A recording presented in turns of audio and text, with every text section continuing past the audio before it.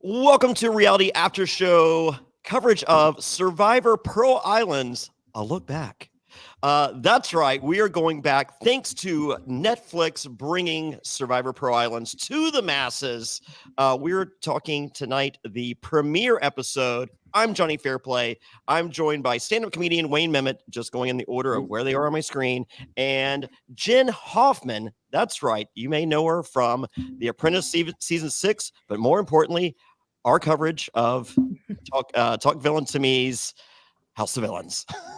Hi. Yeah. Jenn Hoffman, it's been 21 years since this came out, and holy moly, how times have changed. That is one of the first things I thought. It's just all the things that they could not air, or all the ways they wouldn't portray characters. There's just so much in there, and I think when people watch it, they need to keep in mind it was a different universe 21 years ago. So don't blame the people on the show. Absolutely. Yeah, let me preface it with this, and this is what a lot of people need to understand, especially the people with the hate-fueled messages in my DMs over the past week and a half. 2003, a very different time. I graduated high school. The hottest things on the planet, especially the U.S., which controlled the planet at that time, were Jerry Springer, Howard Stern, South Park, and DX. Well, like the NWO, like we're post NWO and DX suck it. And the Simpsons, but that was like the most tame. That was like the most tame of that whole group. Yeah, it was a very, very different place. And are we better today? In some aspects, yes. Others, not so much. Mm-hmm. So, but a very different time. Also, in the history of reality television, no one has been a bad guy. Richard Hatch says he was misunderstood. Jerry Manthe said she got a bad edit. Puck said, no, I was everyone liked me just fine. No, Boston Rob didn't see himself as a bad guy. Rob C didn't like Rob C, teetered the edge, never classified himself as a villain. I go on Survivor Pearl Islands and I say right out of the gate, I want to be the biggest bad guy in the history of reality television.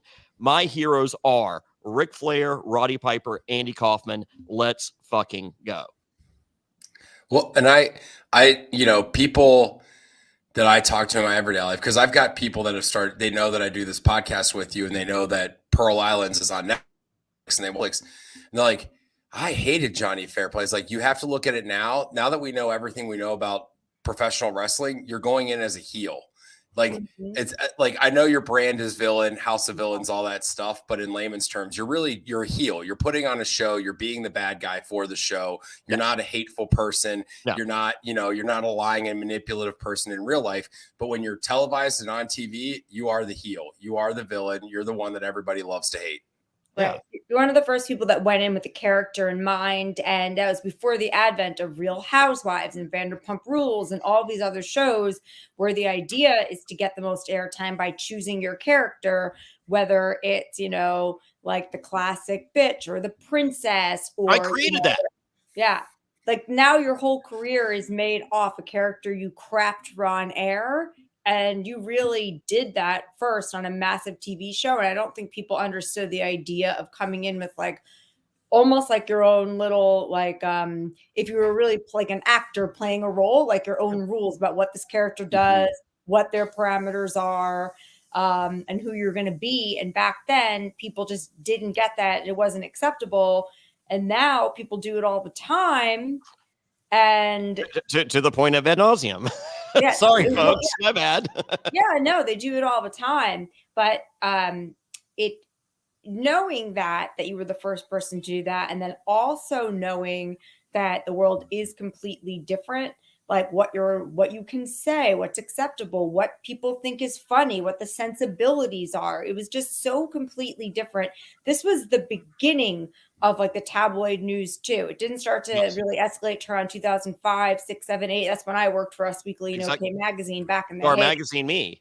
Yeah, and that's right, exactly. That's those things were all made on saying, just crazy stuff about people being mean, manipulations. Like that's what that was all about. And today, the news is no different than a bunch of people on news playing different characters and fighting it out, except for now it's for actual stakes of like people living and dying and money in the world. And you're simply playing a character on TV and people are keyboard warrior fighting you. And it's like, this was for fun. This is a game. Yeah. Our news in 2003, once again, I'm on the cusp of changing this as we know it personally. So not to toot my own horn, but toot. The new. So you had, Time magazine and just straight fact, no opinion news publications. And then you had your National Enquirers and those things, which were, Bat Boy. And that morphed starting right after this 2004 morphs into the Perez Hiltons of the world, and then that branches into news as we know it today.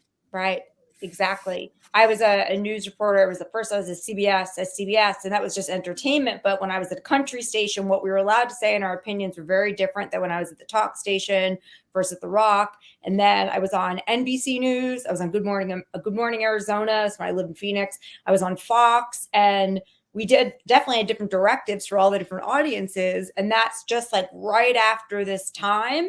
It wasn't as crazy, but people don't realize like this was the beginning of people starting to affect everyone's opinions and everyone's things. And as you could see, it's evolved into like, now what we have is like your algorithm just feeding you your own opinion back at you. So all you know is that people live in completely different worlds. But when you did this, it was right before there was completely different worlds. There kind of was one world. Like CBS, NBC, those dominated the narrative. So you're in this huge spotlight where now everything's segmented now. Yeah. There's between Netflix and Hulu and this and that and different, like your algorithm might never even show you a show like Survivor now if it didn't think you were interested in either competition or outdoors or a similar reality show. People have to realize what a big spotlight was on you then and what a big opportunity it was then. 30 million viewers. Yeah. 30 million viewers. Yeah. So versus a successful show right now, like WWE SmackDown just signed a deal for their viewing rights for the next, whatever. So they're looking at $1.5 billion deal to move from Fox back to NBC Universal, and this is based on a show getting 1.6 in the ratings. I mean, we're looking at that's technically 2 million people. Right. I'm doing a show with 30 million people. Yeah. It's insanity.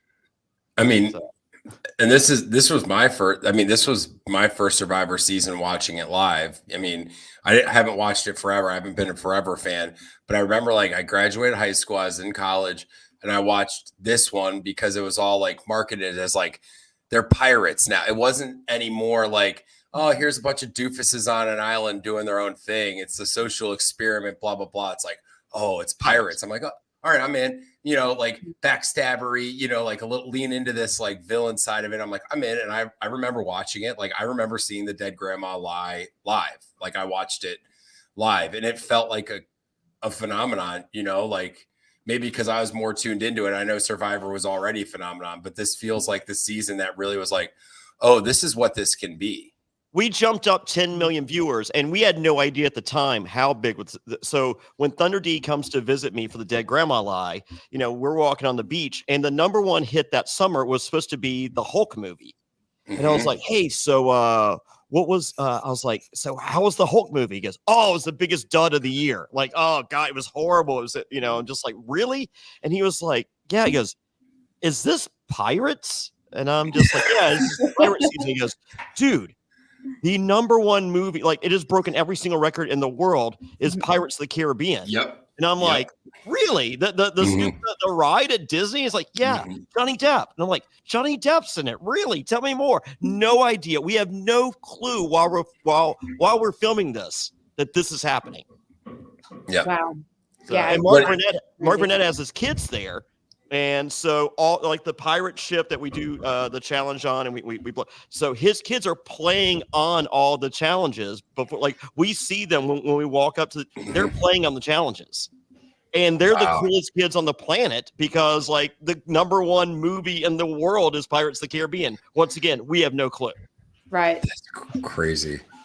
So, because 39 days was a long time. It's a very long time to be out there. It was a long time to be on The Apprentice. And although I was on that weird season where they made us sleep outside if you lose Survivor style, they decided to mix it where they don't give you a bunch of shit and you're roasting marshmallows. It was the weirdest season of The Apprentice ever. But we won the first 6 challenges. So we were in a nice place, and like that many days, even on that show, seem really long. So I can't imagine how long that many days is when you're out there with nothing and you're starving and you're cold and there's bugs all over you. And just watching it, I was like so physically uncomfortable for everyone. Yeah. So it was nuts. So going back in time, so every season prior to mine, you get there to the location, they do all the press, and you do Survivor School. And they teach you what you can eat, you can't eat, blah, blah, blah, blah, blah, blah, how to make a fire, all those things they teach you in Survivor School. All right. I am the first player to never do Survivor School. One of 16 to never do Survivor School. However, I'm the only returning player to never do, because I went back for fans versus favorites, and they're like, you guys have all done Survivor School, so we don't have to show you. And I'm like, I've never done Survivor School. Yeah. And they're like, it's fine, you know what you're doing. And I'm like, do I? I love your vote of confidence. However, in one sense of the word, you do. I mean, I will admit, Rupert and I tried to smoke everything on that island. And fast forward this island 3 seasons later, Shane finds a kilo of cocaine and runs off into the woods as fast as possible on the same exact beach that I'm on. Wow. So there you go. Only you found that. Yes. All right. So season 7, 2003, episode 1. We start on the Rembrandt von Rijn, something like that. Don't really care. And they show us all on the boat. We think we're doing a photo shoot. And here is stupid Jonny Fairplay. I owned 1 pair of socks. Look at that. Hey, Weezy. Aw, that's been happening to me too. Oh, hi. You say hi. Hi. Hi. So cute. He's doing a podcast. Okay, bye. Can you shut my door? I'm one of Weezy's favorite reality stars. She is. Down to 2. My daughter's in the other room, and she did have something to say to you, but now that she's in there in a way, I don't want to We'll see. We have comment. We have comments coming. So, okay. So here, Jonny Fairplay 2003. I have never worn in my entire life. I've never worn out a pair of shoes. I've never worn out a pair of socks. However, right before I did that, I had training for Survivor. I was doing Runyon Canyon twice a day and all these things. I wore a hole in a pair of socks, and I wasn't hurting for socks. I probably had, like 30 pairs of socks at this time. And I'm just like, you know what? I'm going to wear those socks. And when we get to wherever we go, I'm going to throw them away. And that's one less thing in my suitcase because I'm smart. Those are the fucking socks I'm wearing when they go, hey, come up for the photo shoot. And I was literally like seconds away from changing socks in the bathroom before we did the thing. And I'm like, nope, I'll throw them away later. Oh my God. So, I mean, you had, because, with TV Magic, they can always whatever. You guys had obviously no clue that what you were wearing was what you were wearing for the rest of the time. They told us we were doing a photo shoot. So because that was the whole thing, because I kept sending in articles of clothing. They're like, nope, because they wanted something that represented you, but was also not great, not optimal. Because if it's not optimal, it's better television. Like everyone's just like, oh, do they give you food? Do they give you? They want you hangry. They want you miserable. That's good TV. Right. So they want all those things. But they also won't let you die. So, Well, that's not true. I signed there's a sentence in my contract that says you will die. Yeah. Yeah, they don't and we had 2 tropical storms that later became hurricanes. One of them, they left us for 14 hours straight. And they literally said, no one die, and just left us. And they were gone for over 10 hours. That's so wild. Of course, okay, but they're not binding, but Yes, it wasn't a binding thing. You will die, but yes, it did say you. No, meaning like they like it's like those waivers, like when you if you go Yes. bungee jumping and it says you're signing away your life and the bungee cord breaks, like Yes, I signed away my life. You could still sue them. So, because they sent me my contract and they go, hey, we need this back like as soon as possible. I was like, great, I'm gonna. I didn't have a lawyer, I was living in LA. I was, just a punk asshole. And they're like, hey, I was like, I'm gonna have my lawyer look at it. They're like, well, we have 80,000 people that don't need a lawyer to look at it. Yeah. I was like, oh, okay, cool. Yeah. I was like, have the guy come back and pick it up. I'm good. So when I got my second contract, I took a Sharpie just like this to paragraphs. I'm like, like they're like, hey, you took a Sharpie to your contract. I'm like, I sure did. So anyway, so the reason with this almost torture is season 6 of Survivor. This is season 7. Season 6 was Survivor Amazon. They were sponsored by Reebok. And at the time, Mark Burnett thought this was a great idea. It's like, okay, we got branding, the buffs will be the Reebok buffs and all that. And so by the end, they had ponchos and all this stuff. Mark Burnett was disgusted.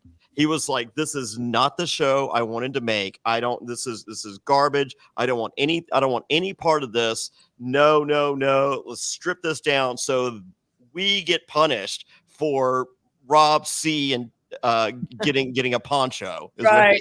The excess of the last one, excess comforts and excess everything else made him like, nope, let's strip them down to my idea of like throwing these people to the wolves or the snakes or the bugs and leaving them alone on an island. Yeah.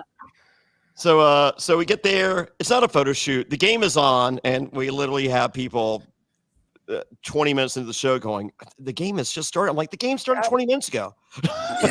What do you guys I mean, and my editing convention that I say, Mark Burnett has a specific editing convention, meaning every Mark Burnett show, or at least the Survivor and Apprentice, and a few people that have copied. Are you smarter than a 5th grader? That one doesn't work for this, but there's an editing. You might be a redneck if. The first 4 people they show on every single Mark Burnett season of every Survivor and Apprentice contains your winner and your first person out, guaranteed. So the first person going home and the winner is in the first 4 people shown. And then sometimes a throwaway, but then usually like another very, very big character to the show. But always first 4 people, who won and who's first. So if you were betting on it, you just go, okay, who are the 4 people they're showing? Yeah. And Sandra first, then Sean, then Nicole, first boot, then Krista, then me, the narrator. Actually, no, they did what did they do? Sandra first, then Nicole, then Sean, and then they make a comment about the Boy Scouts being represented by Lil, which her whole thing was just Lil Boy Scouts, Lil Boy Scouts. That's all they did was talk about that. So they had a little offhand comment about that. So I noticed that. And I was like, okay, so she's on there. And then the rest of the ones you said were true. But I was like, oh my God, like about the Boy Scouts by the end. But it's funny that the result of the show, which isn't like a spoiler, but I won't say it just in case, is it being like, did you end up holding up this Boy Scout thing? And the first thing she's one of the first 4 people that's shown. And the first thing that's mentioned is Boy Scout, and you decided to, they say represent. They specifically say Lil here representing the Boy Scouts. Yes. So like, you don't even realize how much that's going to be like the whole show, Well, Lil does say that's a big thing at the end. And Mark Burnett was furious because she goes, if I could have taken off this outfit, I would have taken this. Like I was forced to, and Mark Burnett, like, because, we had the big rap party afterwards. He's like, F you. Yeah. Every video this woman sent, every clip in the video was this woman walking around town, buying groceries, washing her car. All these things were in the Boy Scout uniform. He's like, oh my God, this is perfect. He goes, fun fact, folks. Yeah. If you send me a video of you going, I dress as a clown every day. I go to the car wash dressed as a clown. I go to the grocery store dressed as a clown. I shovel my driveway dressed. He goes, you see me in that video and you really walk around dressed as a clown every day? I'm putting you on my show dressed as a clown. Right. I promise you. Yeah. It makes sense.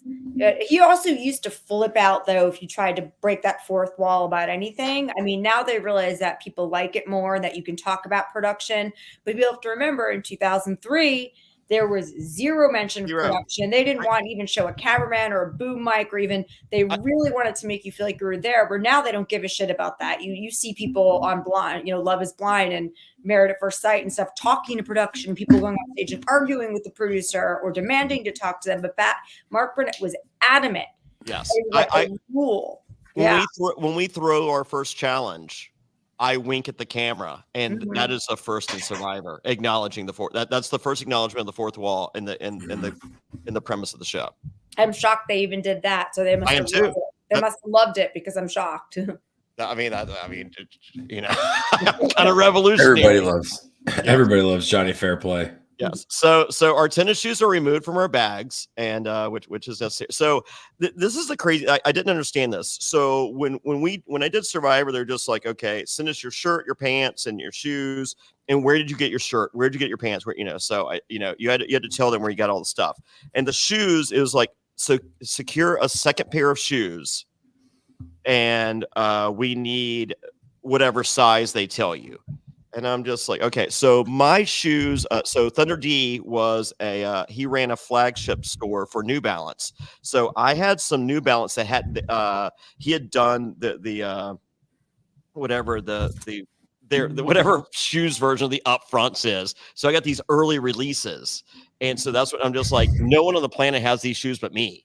So it's actually crazy, because like the right pair, the right side, the right shoe had like 7 eyelets, and the left had 6. Like, these were prototypes for some upcoming shoes. I'm like, these are the shoes I'm wearing. I got it early, but like, they're not a second pair for me to send you, especially if you have another size.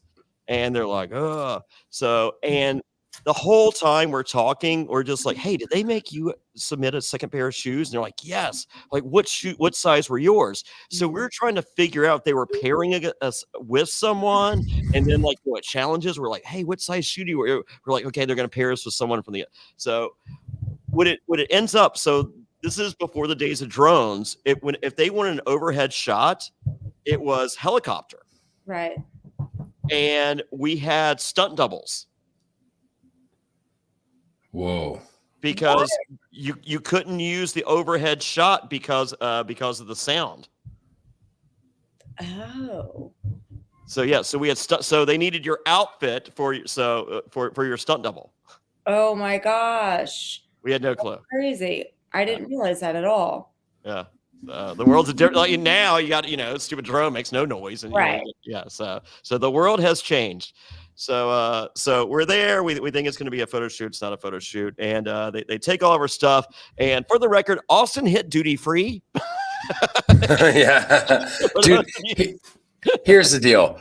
Your DMs are a nightmare because you're like currently a reality star, right? So you were just on TV. Do you think Austin has DMs that are a nightmare after this episode? Oh God, yeah. I mean, he had 2 things that stuck out that I was like, yeah. Whoa. Well, we're gonna do a thing. So if you love this podcast, and we hope that you all do, we have a Patreon. It's go to realitypatron.com. That's realitypatron.com. So we're gonna watch each of these episodes at night, and we're gonna play a drinking game. And so we're gonna all watch along together. And anything that this is Jen's idea. I guess you can explain. Feel free. I'm sorry. So anything. What? I was gonna say. You want me to explain it? Okay. No, you explain it. Go ahead. Okay. I wanted my little credit, but I don't need credit. Go ahead. But this is all Jen's idea, and it's great. Anything that is socially unacceptable 21 years later, which is, I don't know, 40% of this episode, and any wrestling reference that I make, because that was a drinking game that I made for my friends. So you have to drink. Yeah. So watching this episode, you will drink with us, folks. So go to realitypatron.com. Any level will get you in on this. It's realitypatron.com. I'm so excited about it. It's so much fun. So yes, the world has changed. So also I notice here there are 2 Ryans. which is awesome because Ryan O'Prey becomes Rhino. It works out well for Ryan O'Prey. And Ryan, the other Ryan is referred to as Skinny Ryan. And if you're wondering if he appreciates that, the answer is no. He has completely erased himself from the Survivor community and most of social media as we know it. He is not a fan. However, my buddy was my old roommate, Alan. You might have met Alan back in the day. I have a picture of Alan with Skinny Ryan. Ryan Shoulders is his name. We'll address him as his name he prefers. So here is Ryan Shoulders. I don't know. When was this? This is a few years ago. He is no longer Skinny Ryan. All right, hold on. I got a spinning wheel. It's coming. Okay. You're frozen on us. Oh, there you go. Okay, here we go. We got another spinning wheel. It's coming, folks. I just did a reboot. We should be great. These stupid updates suck.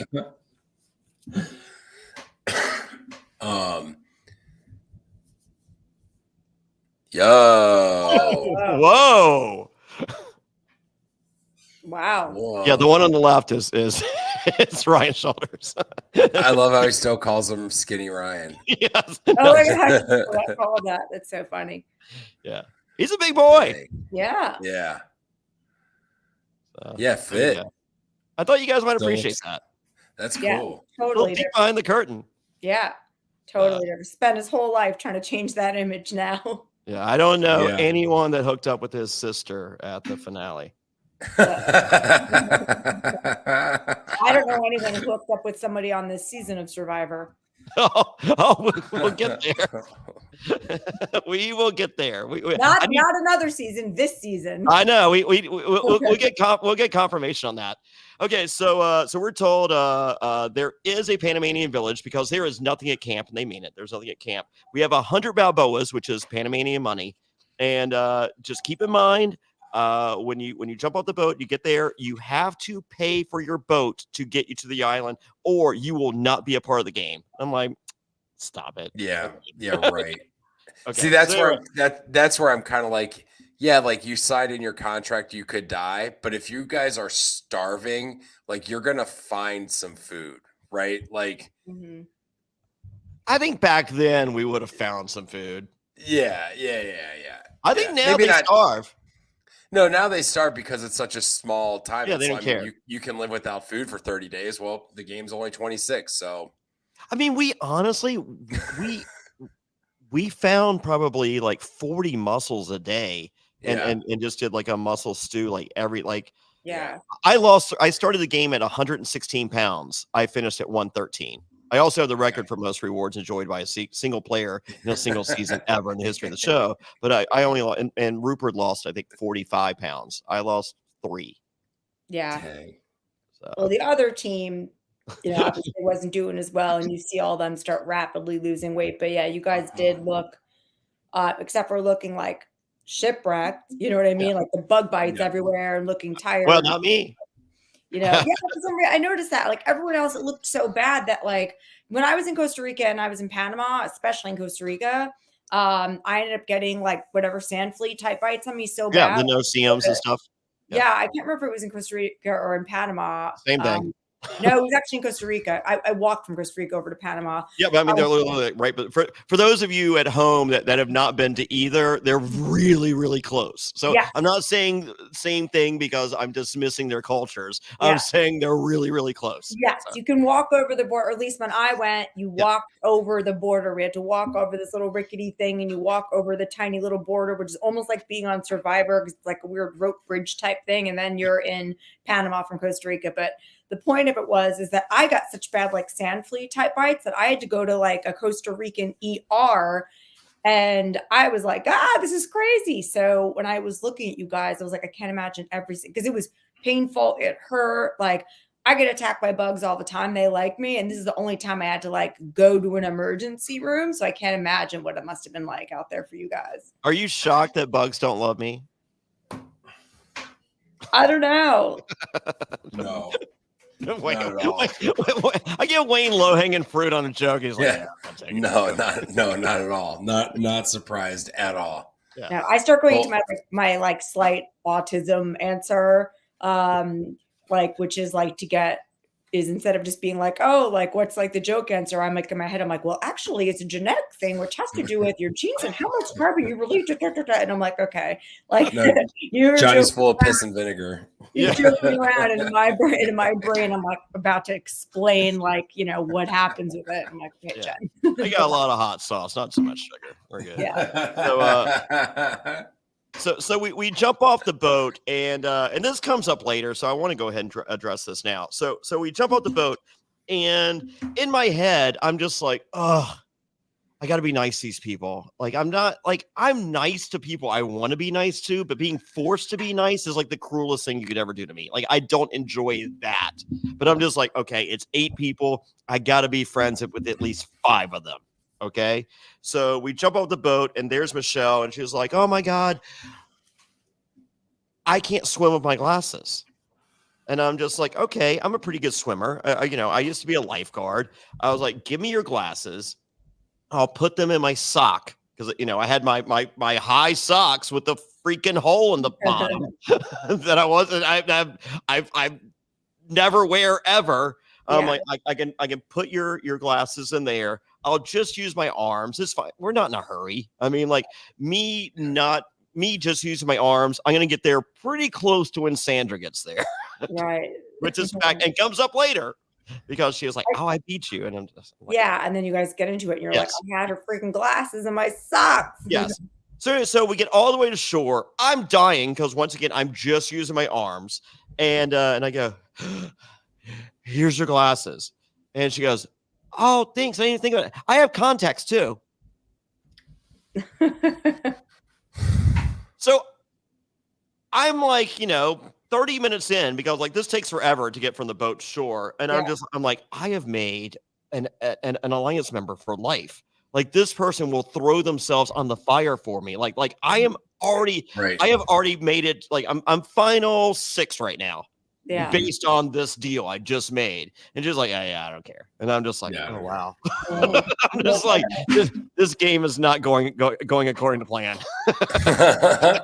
at all. And I'm like, okay, let's reset. So we get there and we go to the village, and and we each have a certain percentage of money. So I just make the loop. I go, do you have toothbrushes? They're like, yes. So I buy, they had 4 toothbrushes in the entire village. Not saying anything, just saying there's 4 toothbrushes in the entire village. We buy them. 4 new toothbrushes. They're all used, right? So I buy the 4 new toothbrushes. There's 5 lighters. I went around the entire village. I bought every lighter in the village. Very important. Comes into play later, I assure you. I buy all the lighters. So Burton goes down and finds out. He goes with the map and finds out how much it's going to cost. There's 3 boats. One's $40, one's $25, one's $35. We get the $25 boat. We lock it in, prepay, blah, blah, blah. So we have $75 Panamanian money to spend. Also, Rupert steals the shoe. They set their shoes down. Rupert steals the shoes. What's the exact? He goes, he goes, pirates steal, pirate. Blah, Oh yeah. and I'm like, whose are these? He goes, pirated. I'm like, oh, no, like pirated from who? Don't care. I'm just like, oh, okay, great. So in this shoe stash, so it's all the Little Women shoes, according to Rupert, and Andrew Savage's $2,000 insoles. Oh my God. Oh man. So anyway, so we go and we get like fruits and stuff for that. Right before we leave the village, I have my hat, my stocking cap, which actually got me on, which beanie. That's what actually got me on the show. I trade that for a huge thing of wine. And so when we get to the village, everyone goes, "What's that?" I'm just like, "Alcohol," and they're just like, "That's stupid." I'm just like, "Great, it's not yours, Right. it's mine." I was like, I did not use the tribe's money. I traded something that meant a lot to me for this, which means a lot to me. Yeah. So day 2, everyone's like, this is the greatest thing we have. And I'm just like, once again, not yours. Mhm. It's not the greatest thing we have. So stop saying First that. thing I have. Yes, and it is. So it's funny that Rhino goes down. He does have the map. It's so funny. The music scoring for the Morgan tribe versus the music scoring. Oh, for yeah. the tribe. Yeah. It's just sad music. It's sad music or dumb music versus Yeah. just happy music. There's no in between or triumphant. It's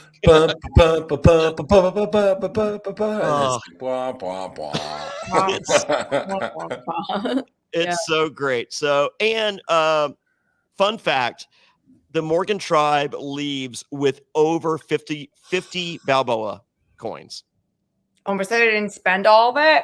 Keep talking. No. Stupid. No, So they were dumb. saving that. No. You guys are stupid. They were saving them for when they went back. They thought they were going back? Yeah. Oh, God. Best line of the podcast off camera. Oh, God. Oh, God. They thought they were going to get to go back? Why would you think that? Why? Never. What logic? Use it all now. Yeah. They say this is all. I know, all your supplies. He literally says you will not go back. They literally saved half their money in case he went back because the Drake tribe would look stupid. Yeah, right. No, you guys just are like, oh, we're going back. Well, here, let me catch a bunch of mussels and fish, and I'll start trading that. Yeah, I'll find something else to trade. It's easy. Yeah. So my God.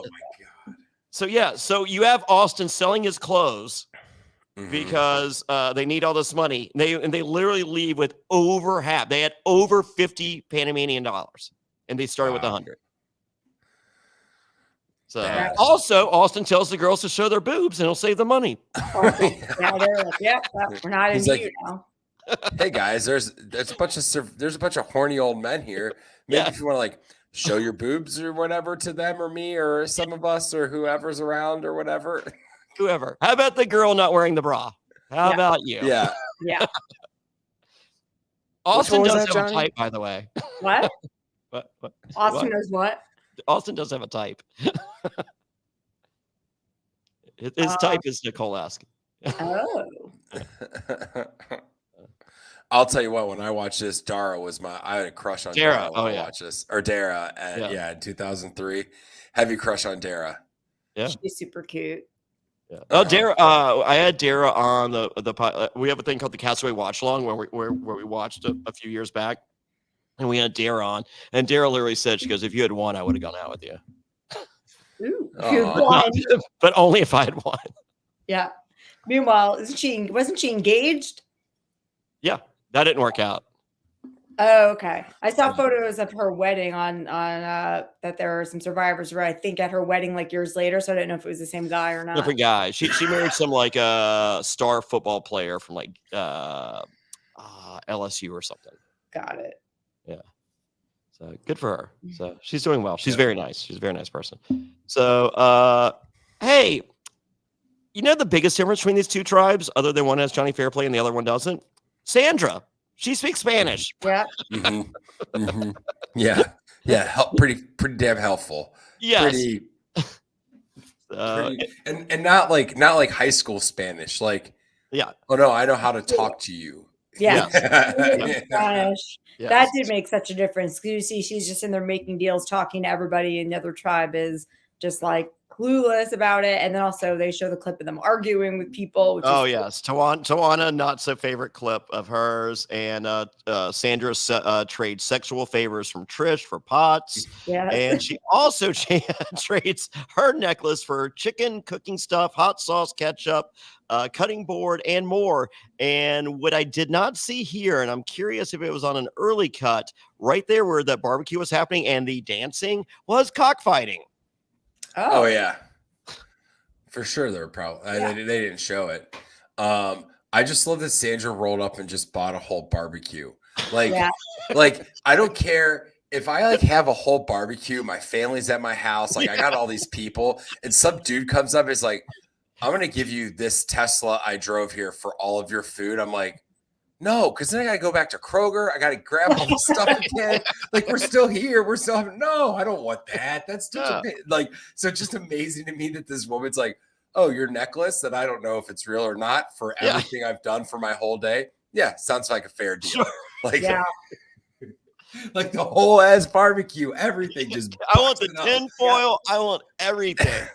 Yeah, it's like, so then these people were just like, what do we do? Like, I want to know what happened to that barbecue after you left. Like, remember when all these white people bought your whole barbecue for a gold necklace? Yeah. Oh, yeah. So, well, I'm sure that the losers of the cockfighting made it onto the next barbecue. Right. But yeah, hot sauce was key. Don't worry, Rupert ruins that. That's next episode. All right. Oh, I know. Okay. And so next, in case you noticed, we got in case you didn't notice, we got 2 chickens, which I named. One was little Jerry Seinfeld. Thank you. And the other one was Cluck the Fuck. So there we go. Those are their names. So the Morgans, with over $50 Panamanian in hand, make it to their beach, and Skinny Ryan just wants to give hugs. Mm-hmm. He's a sweetheart. Yeah. Yeah, no one else does. Him Lil and Lil get along. Yeah, Lil's the scoutmaster. She'll mention that a few more times. And from Cincinnati, Ohio, yeah. where I'm from. Yeah.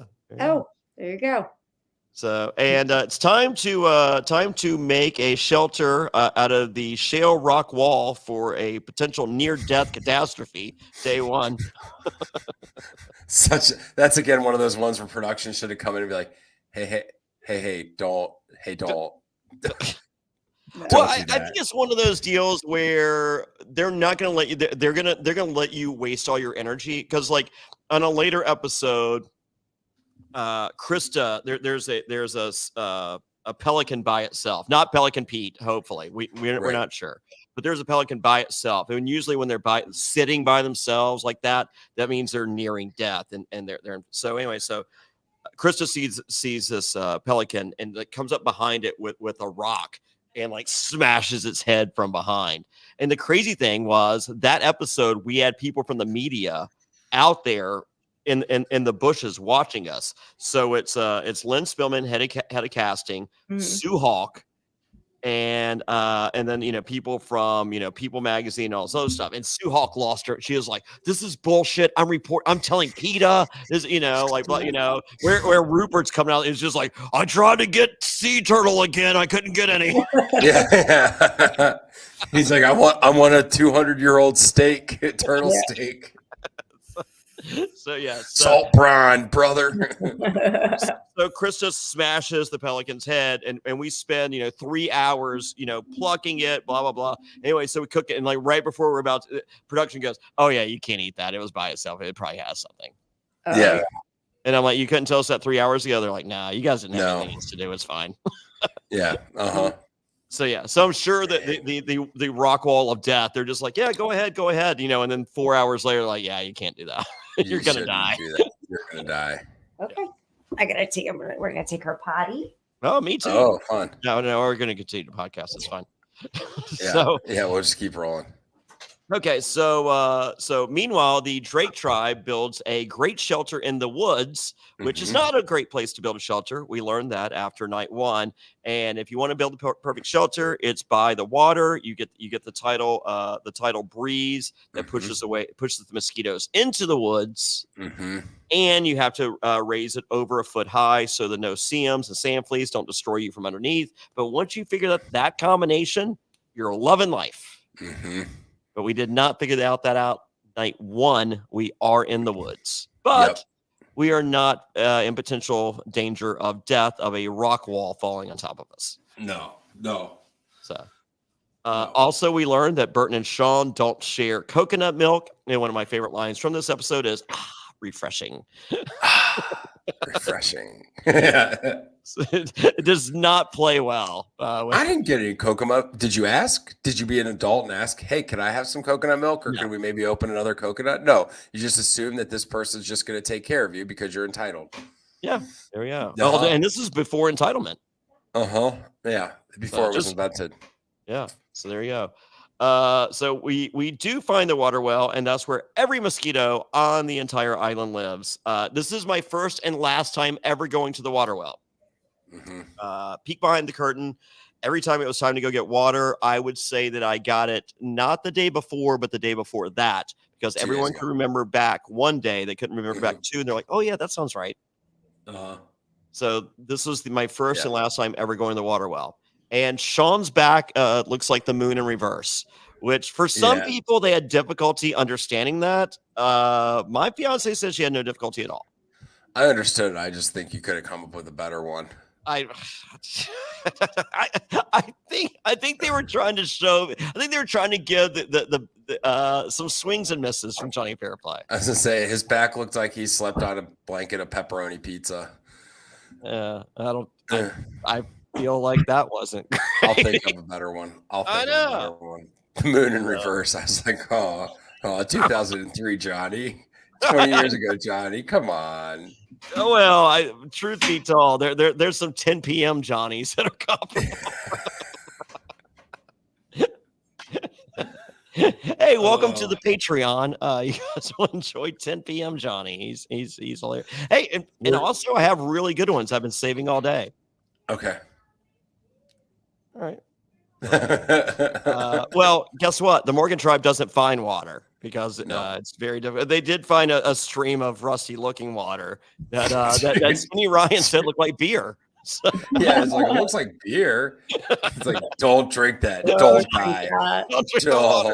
Don't do that. Yeah, until they looked at their damn map. Oh no, we're not there. That's day 2. Okay, so it's time for Morgan tribe to go to sleep. There's rocks falling from the cliffs. There's hermit crabs.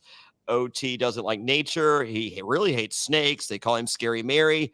And Yep. That's the Morgan tribe. Go over to Drake, and we got booze. And for those of you wondering at home, it meant everything to me, as I explained to the viewers. Well, I was also thinking it must be so hard to go to sleep there that, like, even if I was in the mood to drink, that wanted my energy, I don't think I could have slept out there. And I was like, oh, that's genius, because that could help them also fall asleep. Just on a practical level, besides fun and just like enjoying your time, I'm like, how can you sleep out there? Oh, have some of that whatever moonshiny booze was being sold out. We have no idea. Yeah. We're pretty sure. We're pretty sure this is wine. In the treasure chest, we get something that we're not sure what it is. We think it may be some kind of bourbon, so because that was a little more difficult to drink. But anyway, so I get the booze, and Rupert explains to the viewers that I like to drink a little something, smoke a little something. And I'm like, thanks for flirt with the honeys. What was it? Yeah. I know. I get the honeys. All right. Jenn Hoffman, you used to hang out with me back in the day. I get the honeys. You do get the honeys. Yeah. I mean, I've seen Jessica. You get the honeys. Yeah. Clearly, yeah. No, ladies love cool Jonny Fairplay. Who do? We do. I mean, if you follow social media, you would not think that. Yeah, and Jeff, Jonny Fairplay with 2 girls bed actually. So we'll get there. So I have quite the lines here, and I was actually talking to Wayne about this before we went on the air. So Jenn Hoffman, there was a TV show that was out at this time called Mr. Show with Bob and David. Yeah. It was on HBO featuring Bob Odenkirk, who we now know as Better Call Saul, and Saul Goodman, and David Cross, who you guys may know from the Chipmunks movie, Chipmunks the Sequel. Chipwrecked. Chipwrecked. Yes, Chipwrecked. I don't know. I don't know if that's what David Cross leads with, but he's also Tobias Funkway in Arrested Development. Arrested Development. Mm-hmm. And yes, and he does suffer from and a great comedian in his own right. Never knew disease. Yeah. I blew myself. Sorry. he did blow himself. I love both of them so much. Yeah. So there's a skit on Mr. Show Bob and David with Ronnie Dobbs, who is this like mullet head idiot that was arrested on an episode of Cops. And it turns out he was arrested all over the country. And then they try to do his life story. And so I am literally quoting lines from like Ronnie Dobbs skit, and I'm playing the character of Ronnie Dobbs for fun. Yeah. So we hear from Rupert. He likes to drink a little something, smoke a little something, all about the honeys. And then you get clips from me going, if you guys were 17, you'd be so naked. Where are the teenage girls? Trish the dish. And if you piss her off, she'll be a bitch. Whoo! Out of context, Jonny Fairplay. Right. You're like, there are references to something. Yes. So, wow. Yeah. So for the record, folks, I was 30 at this time. I was not into, I actually, at the time, I was probably into 19-year-olds. And then, then we hung out, found out that we had very little in common. And, and I was like, you know what? 24, 22 may be better. I don't know. I don't know. But yes, I was not into teenage girls at this time that I'm aware of. I don't know, but not like that teenage girls. Right. So we're thinking 18 and older, and I still don't even think that was a thing. Like that was like I was literally quoting Ronnie Dobbs saying stupid stuff. Well, I also think of it, even if you weren't like, even if people don't get you were quoting Ronnie Dobbs, like you're again like playing a character, drinking, first night excitement. Like there's, people just ramble, and I'm sure if they put out a lot of people's rambling from the first night of Survivor after some booze that they got on the island, I'm sure Austin would have had a few peak things to say as well. So yeah. Well, no, but I can say without a shadow of doubt that the 17 thing was a quote for Ronnie Dobbs. Yeah. Right. No, exactly. Yeah. That specifically. And by the way, right now, if you were guys, I keep getting up. If you were on a show right now and they were like back then smoking weed, especially because it was like illegal, big deal. It was a big deal and they could judge you for it. But right now it's such a different time that if someone went on there and was like, oh, we smoked weed, like the audience would be like, and you mentioned that because they'd be like, that's like most people now. You can just go to a dispensary and just get it in most states. Like it wouldn't be a thing. That was a big deal that was mentioned. I smoked weed, which got me every time I did an appearance. Weed. Yeah. But and that's the other thing. Is like it's even looking at Lex. I mean, it was like a huge deal that he had all those tattoos and was on TV as Survivor. And now it's like, dude, everybody has tattoos. Like, yeah, you can't be in the top. They didn't want anybody with tattoos unless it was like a girl with maybe one little cute like dolphin on her ankle, and now like a Playboy bunny on her like shoulder or whatever, And now on all those shows, everyone's all tatted up and all of them. Yeah, you can't be on the top 4% of OnlyFans without a bunch of tattoos. So. How would you know that? I've heard from folks. Says the internet. All right. Sandra hates me, in case you guys are wondering.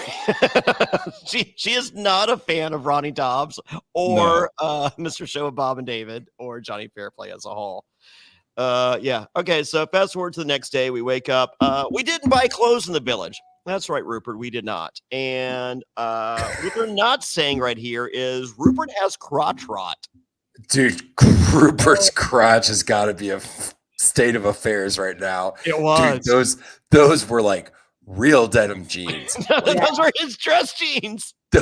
Those weren't like Old Navy, like stretch it out jeans or whatever. No. This was like they're like, sorry, I've been taking a leave. They are dungarees. Yeah. Dude, I was like, that has to be the worst thing anyone is wearing on there in terms of like doing stuff. I was like, oh God. Yeah, and it's literally called crotch rot. We're like what he's suffering from right now. Probably looked like Adam's back. Sean's back. No, it's much worse. No, it's bad. It's really bad. So, Sean is now cutting his Armani suit. Now, I can't let this go, and I know I should be the bigger man here, but I'm not. So Sean is wearing an Armani suit. Now, Jenn Hoffman, I think you might be able to help us out a little more in this. Okay, so back in the day, we used to have like what are all like? There used to be like Gap and Structure and Men's Express. Men's Express. What was the Armani one? Because it's not like Armani. It's like Armani Exchange. Armani Exchange. Yeah. He has an Armani Exchange suit, not Armani. Right. Not Armani. He has like a $350 off the rack Armani. Yeah. Like you can pick up at Ross or Marshalls as well. Yeah, exactly. Yeah.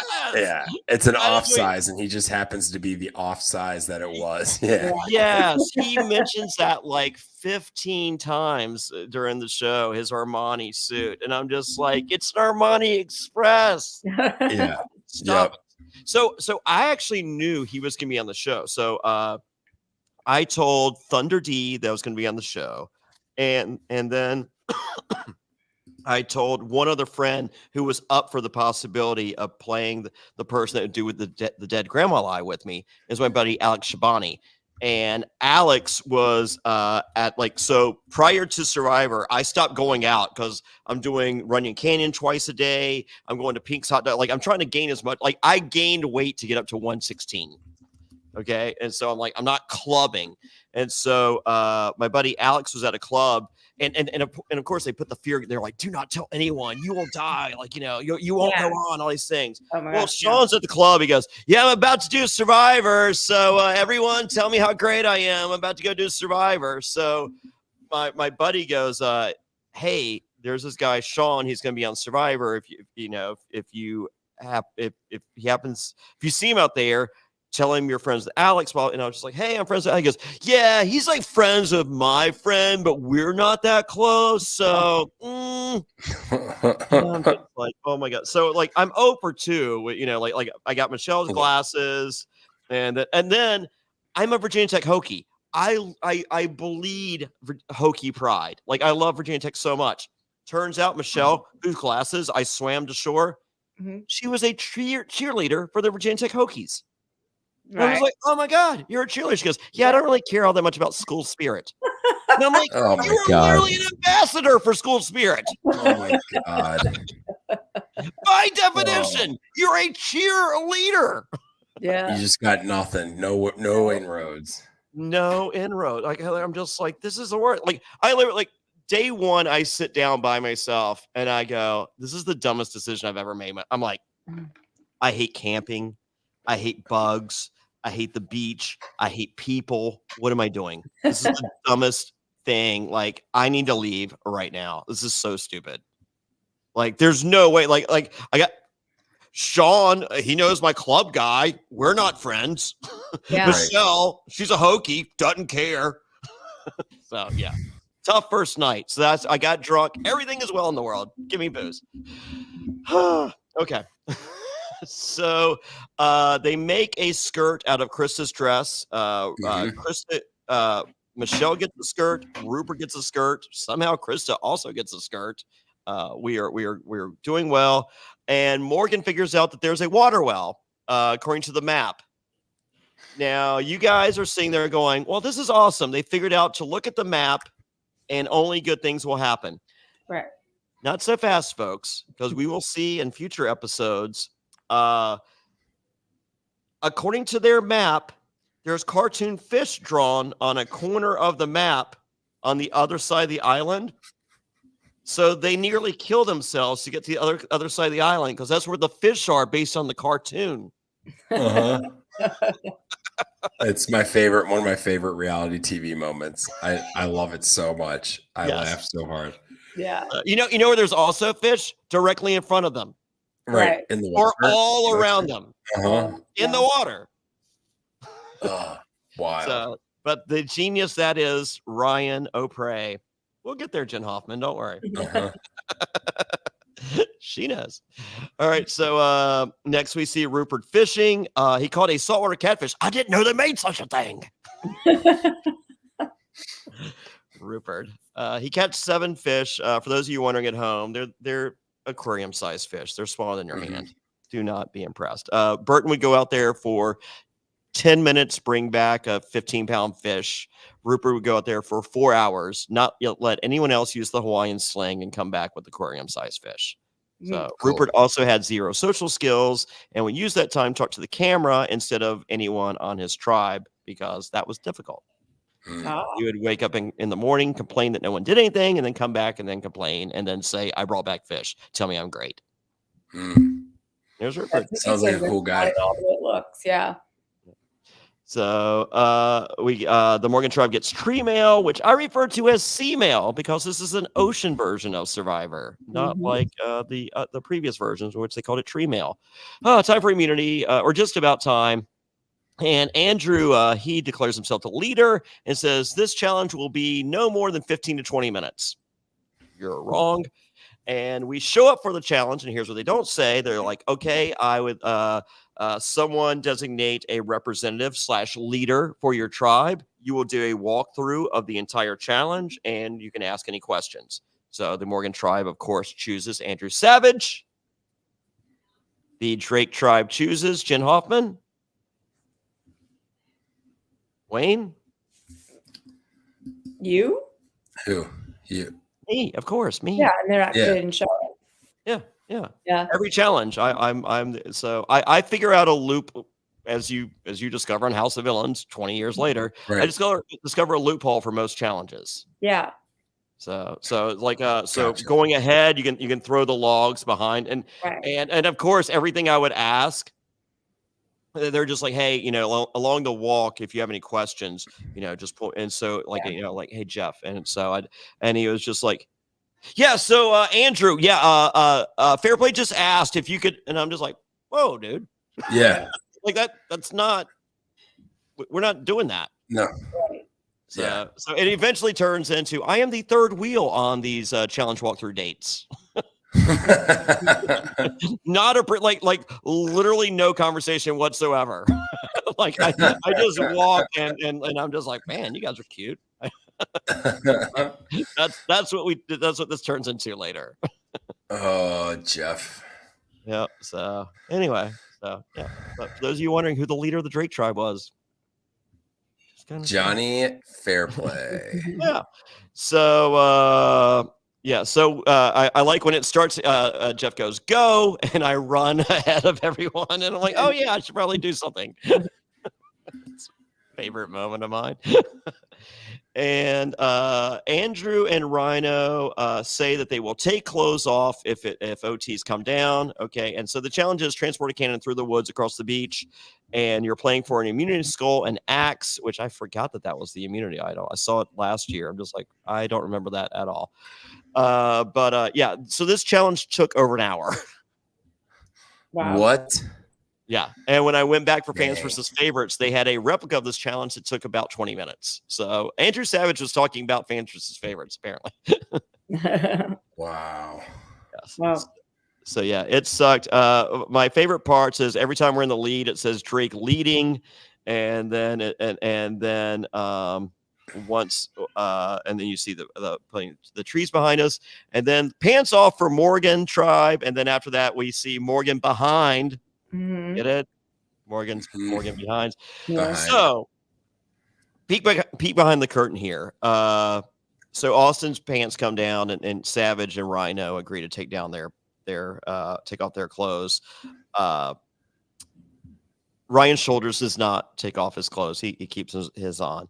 And so Sandra didn't get to see his weenie. Rhino, for those of you slightly curious, soft, reminiscent of a Pepsi can, maybe slightly larger. Jenn Hoffman. Well, I never saw it. I've made out with Rhino, and I've slept at his house. The one time I actually ended up staying over, I was like, we were drinking, and I was like, I'm not going to sleep with you. And then I was like, get me Carl's Jr. And he was such a gentleman about it. We ended up going through Carl's Jr., eating a ton of Carl's Jr. He had a cat, and he was really cute with his cat. And I was like, I'm going to sleep with your cat, not you. So I ended up Stanley the cat. And I ended up bringing the cat in bed and like with so I sleep over and I tell him like, no, seriously, I'm not sleeping with you. I was like, we're make out buddies and that's what we are. And he leaves it at that, doesn't try anything else, but totally no problem with me being like drunkenly demanding Carl's Jr. and taking his cat and bringing it in the bed and just such always a sweetheart. And then like even hanging out after that, like it just he and I like could be friends and stayed in touch and stuff, but we're not on the same like kind of wavelength about things. So he just was just a good guy who I had some fun with, who I thought was like super handsome, good looking guy. Yeah. And yeah, that was it. So I never slept with him or anything, but we were like make out buddies. And that one time I did sleep over, I was the girl who demanded Carl's Jr. and pretty much made out with his cat more than him, but he was cool about it. So yeah, Actually, he was cool about it to you at that time.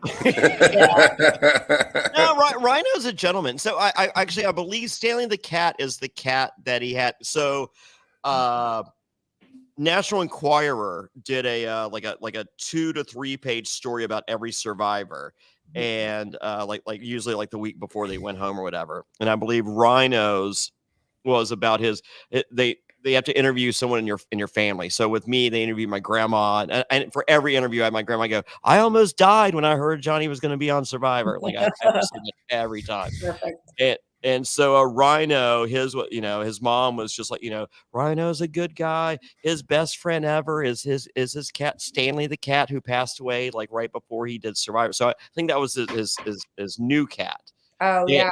And and Thunder D used to call Rhino like all the time and like block his number and go, "Rhino, it's Stanley the cat, and I'd be alive if you had won Survivor, but you didn't, and that's why I'm dead."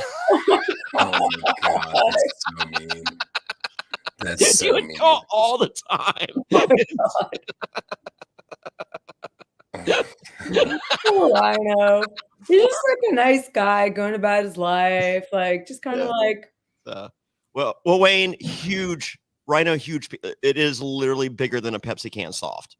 God, maybe I shouldn't have eaten all that Carl's Jr. and made out with his cat. Maybe that's the wrong dude to do that with. Oh well. Did you not know that? You didn't hear the rumor and innuendo? No, I mean I had heard that with like Rhino, whatever, but I just thought people were messing around. But that wouldn't like entice. I wouldn't be like, ooh, like. Ooh, now I have to go sleep with somebody that I'm more of a makeout bandit than that. So yeah, that would have been an interesting tidbit, but I don't think it would have made any difference. Well, there is an underwater scene where it's unedited, and we'll see when we get there if Netflix edits it. So, but I know on the original broadcast, his penis was unedited and available for the world to see. Pepsi can, big, soft. Everyone in the What do you do with something like that? Gee, like I have trouble when I have keys in my pocket. Oh no, I've never had that problem, Jonny Fairplay. I keep my keys to my car and my house separate, just because I don't have to take all of them to the gym with me and all. So I can only imagine a Pepsi can dick. Ugh, so in the way. Talk about crotch rot. All right. All right. Way to bring it back. Okay, so they take all their clothes, and then we get to the part where there's these like wood set up, and Burton goes, "What's this, Fairplay?" I'm just like, "You just gotta go through it." He goes, "Are you serious?" I'm like, "Yeah."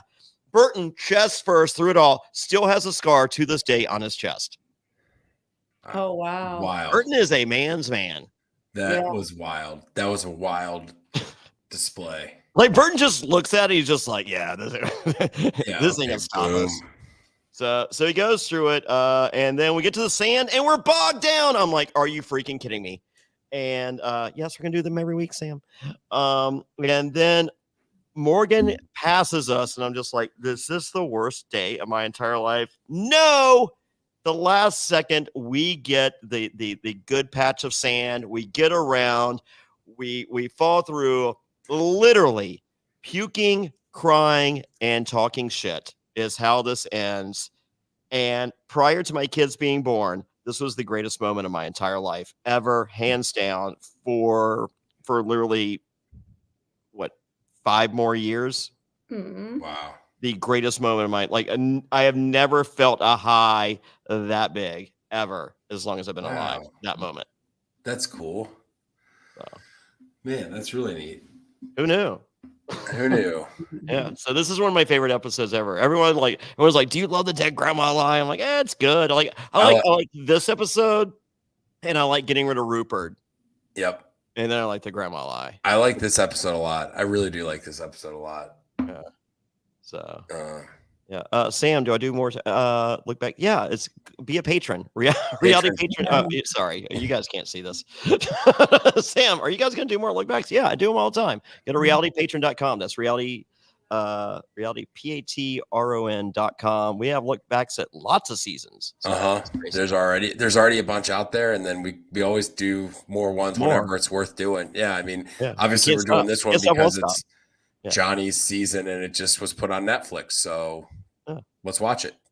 So also cool. This is a 90-minute premiere, which I always demand a 90-minute premiere because if not, you don't get a look at both tribes.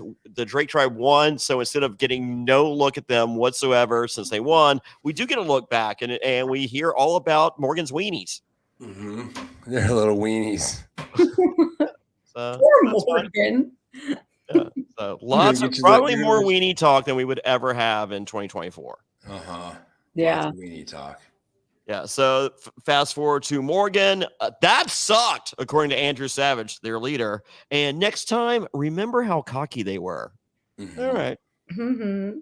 So I like to take credit here because once again, I had never seen Survivor prior to being cast. And Lynn Snow was like, what do you think? What do you think? I'm like, I kind of prefer Real World. And she's like, why? I'm like, I like people arguing in three ways. Of my options of watching people build fires and say kumbaya or yell at people in three ways, I'm going with yelling at people in three ways. That's right. So one of those there's a damn lady Boy Scout on the other team. There's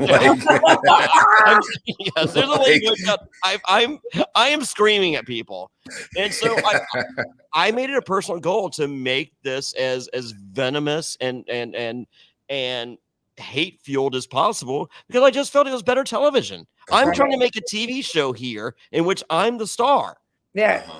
So if everyone is holding hands and saying, and I'm just like, I don't want to watch that.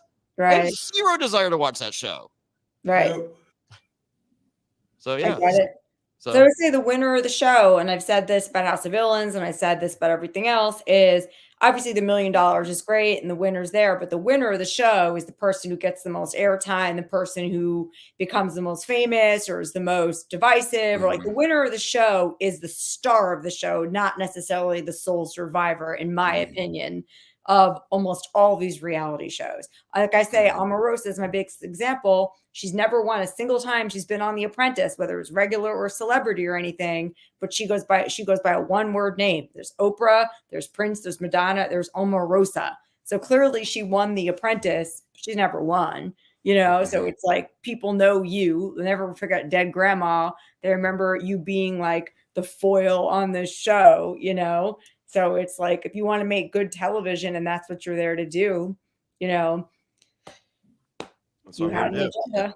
Oh, real quick. I guess we didn't actually react. What was your reaction to the boys being naked?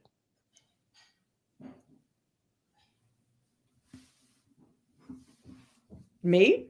Both of you guys. I mean, me? Both. I didn't care. Me neither. I mean, I thought that for more challenges involving like water or running, like there was so much clothes on people. Like Sandra, I was like, did she not bring underwear? Because she never took that jumper off. So I was like, they're making fun of her for swimming slower, but I was like, maybe it's because she's also wearing the jumper. Like the other girls you see in just their buff or the bra and underwear. I mean, even Lil in her, granny panties that she's wearing, those big old white panties, she doesn't care. She takes off her clothes and other people get naked, half naked. So I'm like, my only reaction to it in any of these things when it happens is like either happens accidentally because your clothes slips off, or it happens out of necessity because you're trying to win. You're not thinking about that. No, there you go. I don't know. I was just like, you're not gonna win by taking your clothes off if that's what you need to do. Yeah. And for the record, he sold his clothes to give the tribe money, which they left with over $50. Whatever. Okay. Yes. So Andrew Savage does remind everyone that Skinny Ryan quit a third of the way through. I don't know if that's true. I didn't see Skinny Ryan like sitting there. Like he was one of the first people to cross the finish line. Right. It didn't seem like he quit. It seems like some people know how to manipulate the camera a little bit more. Like when they want to get rid of people or they know that there's somebody they want to go, they just start formulating they get what the producers want really quickly. So they're like, Andrew Savage did. Yeah. So like, yeah, he did. And then you can tell who does in some of these cases, because if he knows he wants to get rid of Skinny Ryan, he knows he can keep saying bad stuff about him on camera, and that gives the producers more stuff to work with. So now everyone kind of conspires to get rid of someone, because it's not just you and your tribe. You also you're giving the producers a storyline to justify kind of pushing people in their own interviews. Like, hey, why do you think this guy quit? So even if he didn't, now it's put into the ether, into the other people's ears in the tribe that he quit. So it's not true. You're hearing it from Savage. And then also now the producers, since it's a line, now all the tribe is going to be fed that in their OTFs and their on-camera interviews, why he quit. And now they're like, oh, maybe he isn't that great. So I don't know if it was just Savage's opinion that was wrong or if it was smart. But if you start to learn how to, especially if he's, on his little walks with Jeff, buddying up with him, if he's starting to realize how production works and has a good relationship with them, you can start to control things a little bit. Oh, yeah. Yeah. So, Nicole wants Tawana out first, and she tells this information to Lil, and Lil, like the good soldier that she is, she tells Andrew Savage immediately. Yep. And as far as Andrew Savage is concerned, Lil just tells you the truth. Yeah. Mm-hmm. And she likes to be told the truth too. Yep. Yep. So like when you tell her, if you're going to tell her that she's going to go, she'll remember that if you don't. Right. Yep. I love the foreshadowing here. It's so amazing. Anyway, time for Tribal, and it's a lot of talk about pulling weight, and I'm like, oh, shut up. Like, this is so 2003 Survivor.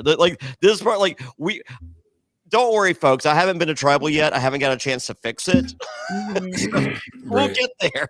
So right now we have to go with old timey Survivor. Right. So as far as Tribal is concerned, yes. So the last 8 minutes are worthless on this episode, and it's other than Nicole's vote for Skinny Ryan, it's Nicole, and she is the first boot.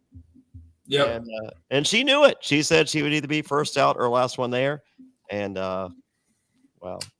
first out. She could have stopped at the beginning of her predictions.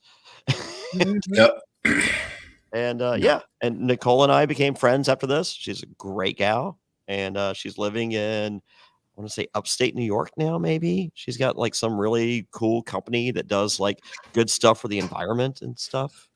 Dope. So, yeah. I love the where are they now. Genuinely, I love knowing where cast members are from old shows, like what they're up to. Jail. Their lives are like, yeah.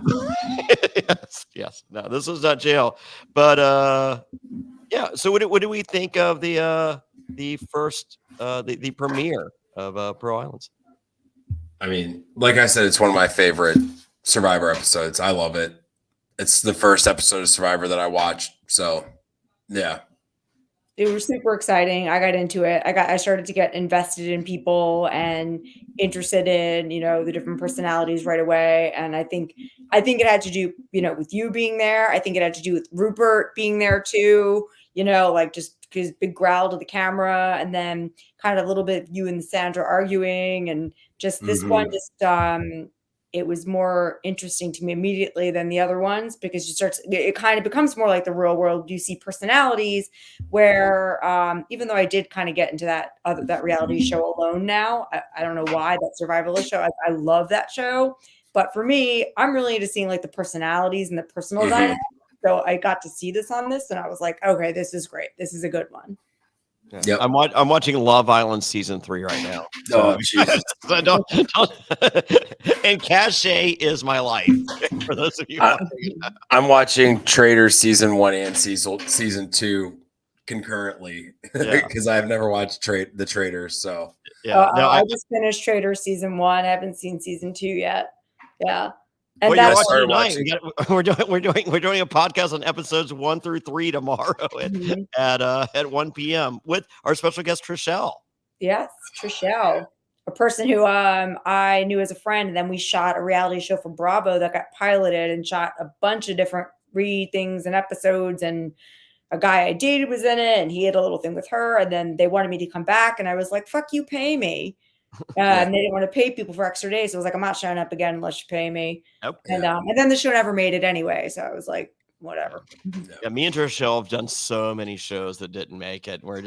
And every time they're just like, hey, like we're filming a pilot. It's 3 days, $8,000. We're like, yep. We always like the answer is always yes. Yeah. And like Evil Dick had just gotten done doing his first season of Big Brother. He's like, yeah, I feel like I'm bigger than this. I'm just like, it doesn't matter, dude. It's never gonna see the light of day. It's a free $8,000. He's like, no, I'm bigger than this. I'm like, okay, fast forward 6 months, dude. You know their number, and I'm just like, we already filmed it, dude. Like, what are you talking? Like the amount of pilots you end up shooting after this thing, people don't realize that. So, like behind the curtain for people at home, like if you stand out on your show or people like you will be called for so many. I did one I was on with like Tech Homes, Mary Carey. I don't remember if anyone from Survivor was there. I did a show that actually made it to air in Canada. One from everyone knows Mertz Jaffer, the reality show. The Reality Obsessed. Yeah, so I did Reality Obsessed with me, Boston Rob, James from Big Brother, and Jenn from Amazing Race. And it was his 4 favorite players from each of the big shows. We competed against each other. That actually aired in Canada, but not here. And just so many pilots you shoot with. You get to know everyone from reality TV. Yeah, me and Parvati did one. And don't worry, I have plenty to say about Parvati tomorrow at 1 p.m. Eastern. and her ability to not wear makeup and explain to you how anyway, it's a long story. Not wear makeup and wear headbands. Oh, we're gonna get to the headbands too. But in case you're wondering where are they now, here's where Jax from Vanderpump Rules, Shake from Love Is Blind, and Jonny Fairplay from Survivor are going to be. We're going to be at in Clearwater, Florida, PJ O'Reilly's the night before the Royal Rumble. That's right, Friday, January 26th. VIP is 8 to 9, 9 to 2 a.m. is general admission. The Fairplay Rumble, Shake is DJing. Did you guys not forget that Shake and Jax hate each other? I was going to say, so Jax is going to be in Clearwater, Florida jail on Friday, January 26th around 11:30 p.m. I'm guessing he will go back to jail for this. Right? I'm guessing 8:45. Wow. Oh my God, dude. I say do VIP in case you want to meet Jax. Yeah. I seriously, like if you're like, I'm here to meet Jax, it's like, yeah, or Shake. I'd come to the VIP. I don't know if it'll make it to general admission. Yeah, go to fairplayrumble.com. That's fairplayrumble.com. It's the night before the Royal Rumble, one of my favorite pay-per-views of the year, PLEs, whatever. But yeah, we're excited. It's minutes away from Tampa. And so Challenge Mania is doing a big party the next day, the day of the Rumble at 1 p.m. I'm hanging out with those guys. Those guys are coming to hang out with us. Nice. So already confirmed. We got Mark Long and Paulie Calafiore and Scott Yeager. It's gonna be crazy. This is a really cool deal. I'm so happy we can do this. And in case you're like, is Shake really that good of a DJ? He opens up. What's the guy? Idris Elba. What's his name? The guy that should be James Bond. You know Idris what I'm talking about? It's Idris Elba. Yeah. That's who Shake opens up for when he DJs. Yeah. Wow. Yeah, who knew? Wild. DJ Shake. DJ Shake. That's going to be fun. So yeah, go to fairplayrumble.com. That's fairplayrumble.com if you're in the Clearwater or Tampa or whatever, Royal Rumble area. If you're going to be there that weekend, that's what you want to do the night before. It's going to be crazy. Hell PJ O'Reilly's, Clearwater, Florida. We're stoked. Whew. All right, Jenn Hoffman, where can everybody find you? And we can see all your things now because I did the swans for the big. No, they were off before. So yeah, you can see me just on there, Jenn Hoffman at Twitter, Jenn Hoffman Hi at Instagram. And that's about it for now. Or you can find my articles at New York Post and a few other places. So that's about it. Yeah. Sick. And Wayne?